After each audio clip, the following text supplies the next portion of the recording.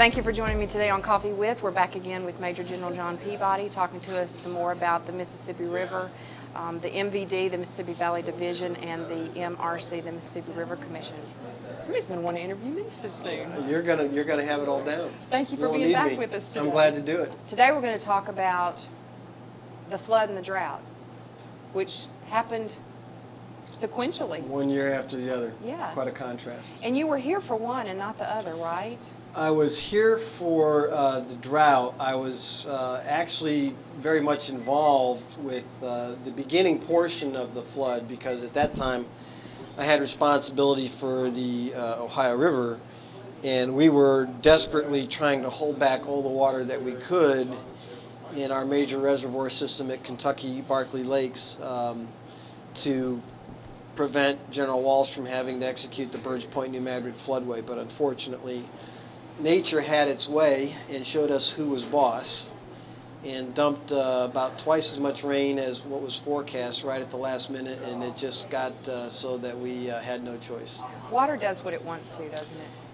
Yes, and it either comes down or it doesn't. It reminds me, somebody was asked, said once, well, General, you know what causes floods, don't you? Of course, it was a trick question. What causes floods? Rain. Well, you know what causes droughts, don't you, General? What causes droughts? Lack of rain. So people like to blame the Corps because, you know, the river's not cooperating, but at the end of the day, we can only encourage and manage the water to a certain degree, but we can't you haven't figured out how to control it. That's right. That's right. Well, it was a weird thing, though. I remember that year I have a customer that has some farmland up on north of town, and I was out there, and we were inventorying everything he had because he knew everything was going to be gone. Yeah. And then he ended up losing a lot because of the drought. He never got any water. You know, there is no disaster like floods that affects more people and does more damage and is more insidious. Because water really, it goes where it wants to go, and it's a perfect enemy of destruction. When it finds a weak point, it will exploit it, and it leaves behind an absolute mess that in many cases is literally impossible to clean and completely destroys people's belongings. Yes, it does. It's very sad. My own family was a victim of a small flood when I was a boy, and I remember it very vividly. I want to back up just a little bit to when you were talking about the watershed and how vast it is in this area. Right. Would you define watershed for me? Sure.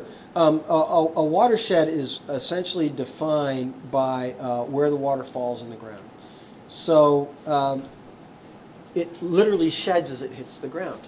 So when you're along a geographic divide defined by high ground, the water will hit, and in one location, if the drop hits just a little bit on this side, it'll fall this way, and it might go, say, toward the Tennessee River Basin, and if it falls in this way, it might go to the Cumberland River Basin. That's just to take an example a little bit upriver. Mm-hmm. So the Mississippi watershed is defined essentially by the Allegheny and the Rocky Mountains.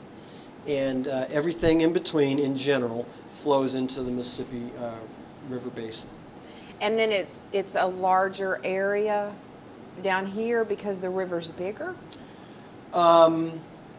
Well, there's larger water volume that comes down here because everything feeds into the lower valley. But if you look at the watershed, it actually kind of resembles a funnel.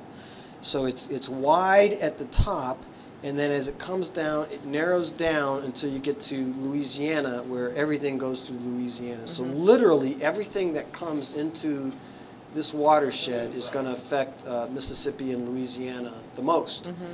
because all the water passes through here. Mm-hmm. When the water gets really low, and y'all went out there and dredged the Mississippi. Yeah. When the water gets really high, and that's to make more room, right? So that everything can get through, whether it's restricted or not or whatever. Yes. It's so that we have enough depth for the big... And width. Okay. So why doesn't the same thing work when there's too much water? The river ebbs and flows. You have high water and you have low water. And the hydrograph, if you kind of take the gauge readings, it kind of jumps up and down all year long. Now, in general, it will start at a kind of a low to midpoint at the beginning of the year, it comes up quickly in the early part of the year, calendar year, and then starting about June, it falls back down until you get a low period toward the end of the year, and then it starts its cycle again. But in between, and so there's what they call an average hydrograph, but it's never smooth. It doesn't look like the average, because what's happening is it's going up and down because rain's coming. You have dry periods. There's no such thing as normal, if you will. Now, when the river comes up, it increases velocity and carrying volume, and it scours the sand and sediment on the bottom of the river and pulls it up into the suspended water column. As the river comes down, its velocity slows down, its carrying capacity slows down, it drops out that sediment. So when that sediment drops out, it creates shoaling. And what is that? Shoaling is just like a sandbar. Okay. Okay. It's just a common term for sediment in a harbor or in a river. And so we have to go in there with the dredges and dredge basically near the bends, which is where most of these shoals occur, to keep the river dimensions where navigation can be sustained. Well, so that answers my question, because I was thinking, well, if it's not deep enough, then when we have too much water, just go in and make it deeper, right? Like have a deeper bowl. But that's not how the water... Yeah, it's not really how it works. When you have a higher water flow, you're going to have the ability to get your barges through without a problem, but it's creating there's always a future condition that's being created, and we have to plan against those future conditions that haven't yet occurred, and hope that you know what they are. Well, and that's where the expertise of the professionals that work in the Corps is so critical, because these guys are geniuses. They are geniuses from their training, their education, and their experience. The river is almost like a living thing, that it behaves the way it wants to behave. You can encourage it, but you can't make it do what you want it to do. You can only kind of go with where it wants to go. So the design of the system and the way that we dredge the system is designed to help it reinforce its natural tendencies, not fight against it, but work with it to do what it would naturally want to do without allowing it to create devastating damages or destruction. Well, you know, I went to the new museum that's open downtown. Yeah. And there were two things down there that I thought were so great. One is the model of the Mississippi that's outside. Yes.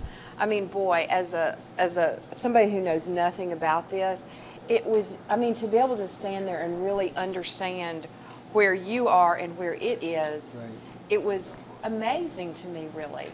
And then upstairs, there's I guess it's probably for kids, but it was really interesting to me, as you're going to cross over to the boat, there's that little area where you can go and run the water and watch how it flows. And I think, if I understand what you're talking about, I think that's, you know, a little snapshot of what you're talking about. Yeah, that actually reminds me, you know, it seems in a way I was almost destined for this job, because when I was a kid, it drove my mom crazy, but I would love, after rain, to go out and play in the puddles and the streams that were flowing down the street and the sidewalks and stuff. And watch and see where it was going I just loved it. I just loved it. So now I'm still a kid, you know, except I'm playing on much bigger water system. Yeah. Is there a website that people can go to learn a little bit more about this? Yeah, and the website has all kinds of links to the post-flood report that's going on, and the status of projects and so forth that you can work your way through the website to find. But it's www.mvd,